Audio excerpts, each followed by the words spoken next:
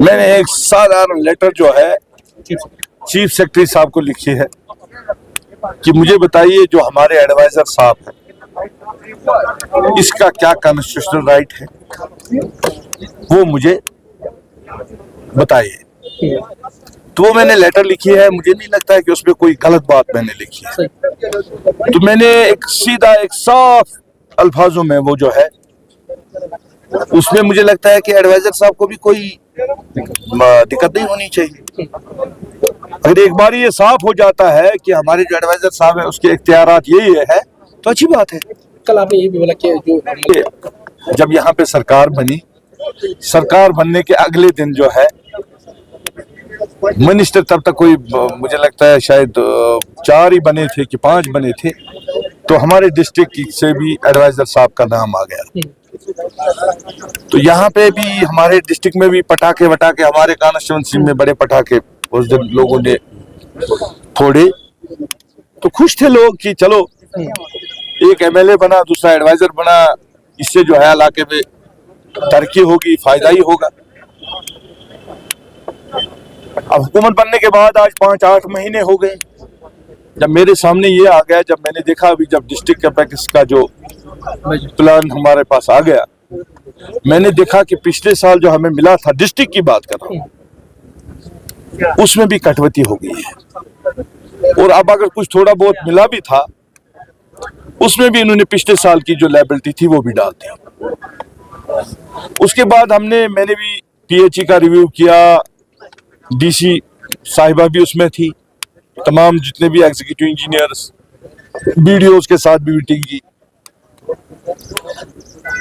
तो जो काम यहाँ पे ऑलरेडी जो है हमारे यहाँ पे सैंक्शन, उसमें कटौती होने के बाद हमने ये तय किया कि कहाँ कहाँ पे क्या करना है।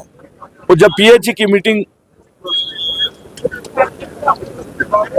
हमने की, उसमें पीएचई वालों ने कहा कि हमारे जितने भी जो जल जीवन मिशन के जो काम थे उसमें जो है जो कॉन्ट्रैक्टर्स है, कोई श्रीनगर का है, कोई कहीं का है, उन्होंने काम बंद किया है क्योंकि उनका जो है बिल जो है ट्रेजरी में है, तो उनके पैसे नहीं मिल रहे हैं। कोई 7,000 करोड़ की लायबिलिटी है, इसलिए हमारे जितने भी जो नए स्कीम्स थी वो ठप है, कोई काम नहीं कर रहा है।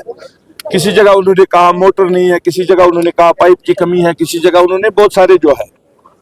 तो बहरहाल उसमें हमने उनको कहा कि मैंने उनको मीटिंग में कहा कि अगर आपको कहीं पे 20 लाख 30 लाख रुपए की जरूरत है जिससे ये फंक्शनल हो जाएंगी तो मैं अपने सीडीएफ से दे दूंगा। अब जब तक हम जो पैसा वहां से रिलीज होना है टाइम लगेगा, तो लोगों को बहुत ज्यादा मुश्किलात है पीने के पानी की। तो ये मीटिंग हमने 4 दिन पहले की थी। अब एडवाइजर साहब आया 2-3 दिन पहले वहां पे अपने घर पे ले गए सुगाम में इन्हीं वर्करों को।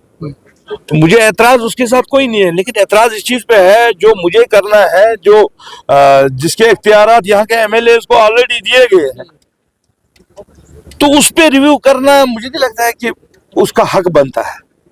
तो मुझे ये उम्मीद थी कि ये एडवाइजर साहब है कि जो हमारे यहाँ पे जो मतलब प्रॉब्लम्स है, मुश्किलात है, ये ऑनरेबल चीफ मिनिस्टर साहब के साथ उनकी नोटिस में लाए, फिर हमें यहाँ जो है एक्स्ट्रा फंड्स दे, या जो हमने जो डिमांड्स हमने असेंबली में रखे, जो डिमांड्स मैंने उनके सामने सभी एमएलए के सामने, चाहे वो हमारा हॉस्पिटल का है, चाहे यूनिवर्सिटी का है, चाहे ये रोड्स का है, चाहे ग्रिड स्टेशन का है, चाहे स्टेडियम्स का है, चाहे कलारूस सदबर्न का है, चाहे वहाँ जो है हमारा जो कलारूस वालों को सगम R&B डिवीजन सगम जाना पड़ता है, ये सारी डिमांड्स उसमें मुझे वो मदद करते, क्योंकि सरकार जो है इनकी है, बजाय इनकी कि वो मुझे नहीं लगा। इसलिए मुझे कल 9 महीने के बाद मुझे लगा कि ये सिर्फ इन्हीं चीजों में जो ऑलरेडी यहाँ पे है उनका ही रिव्यू करने के लिए आ रहा है, तो मुझे लगा ये गलत है।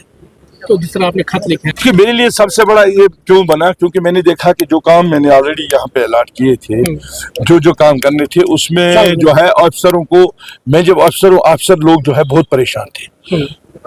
वो मुझे कहते थे कि हमें एडवाइजर साहब का फोन आता है, ये करो वो करो, ये करो वो करो। भाई मैंने कहा कि एडवाइजर साहब को अगर कोई काम कराना है वो कुछ नए फंड्स लाए फिर कराए, मुझे कोई एतराज नहीं। वो आज भी अगर आते हैं कुछ लेके आते हैं, मैं उनके साथ साथ चलूंगा। मैं चाहता हूं कि वो इससे उसको बड़ी कुर्सी वहां मिले लेकिन यहाँ डिस्ट्रिक्ट के लिए कुछ करे।